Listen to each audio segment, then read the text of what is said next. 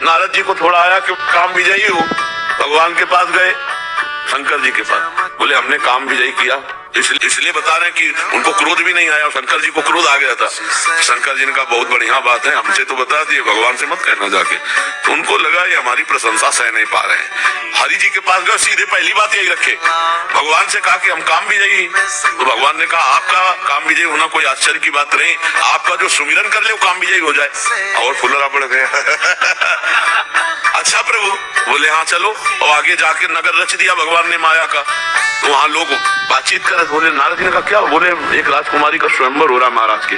वो ऐसे गए और राजा ने देखा, साष्टांग दंडवत, कुछ नहीं सब माया के द्वारा रचा, साष्टांग दंडवत किया। आओ महाराज नारद जी। अच्छा आप हमें पहचान? हाँ महाराज आपको कौन नहीं पहचानता, आप तो विश्व पूज्य है। नारद जी को सिंहासन पे बैठा ला, लाओ राजकुमारी को। वही राजकुमारी को देखा, वो विश्व मोहिनी भगवान की माया। नारद जी के ओंठ सूख गए, काम विजय करके आए भगवान से, ओंठ सूख गए कि यार मतलब जिंदगी में ब्याह का मन नहीं हुआ, पहली बार देख करके ब्याह का मन हुआ राजकुमार नारद जी।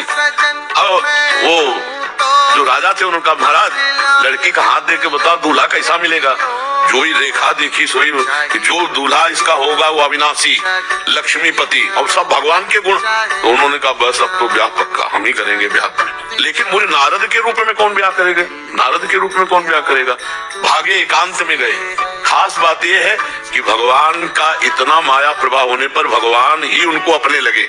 देखो एकांत में गए और कहा कि नाथ जल्दी प्रकट हो, हमारी एक इच्छा है। भगवान प्रकट हो गए। कहा प्रभु इस समय तपस्या के द्वारा वो रूप तो नहीं प्राप्त किया, आपकी कृपा के द्वारा। प्रभु अगर आपका हरि रूप मिल जाए तो उनको लगा कि भगवान का रूप मिलेगा, फट से जयमाला आ जाएगी। तो कहा एक बात बहुत जोर की निकल गई, जय विधि होए नाथ हित मोरा करो सुबेग। भगवान ने इसी बात को पकड़ लिया, कहा जय विधि हुई है परम हित, हित है नहीं परम हित। जाओ तुम्हें हरि का रूप दिया। नारद जी बड़े खुश हो गए, हरि का, हरि बंदर को भी कहते हैं। अब वो सभा में गए तो सबको नारद जी दिखाई देते थे। राजकुमारी को दो शंकर जी के पार्षद थे, उनको मरकट बदन भयंकर।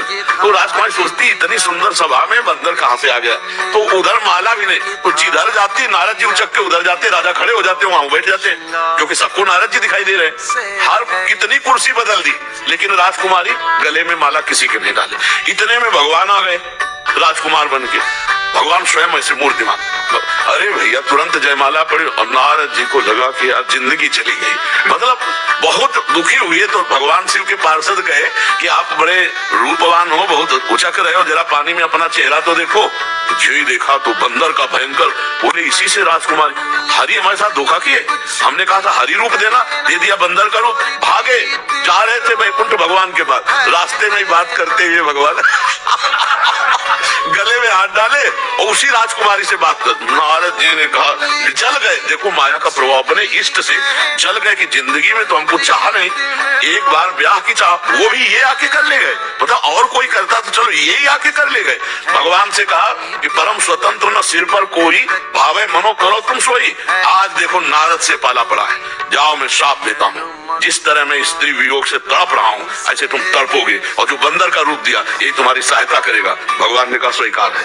तब हरि माया दूरी निवारी, कहा न रमा न राजकुमारी कुछ ले। अरे नारद जी चरणों में, हे भगवान त्राहि माम। ऐसी है भगवान की माया। बड़े बड़े सिद्धों को जो है ना नारद जी सिद्धों के गुरु है, तो हम तुम गर्व करें कि मतलब कुछ है तो आप समझ लो कि क्या दुर्दशा हो जाएगी।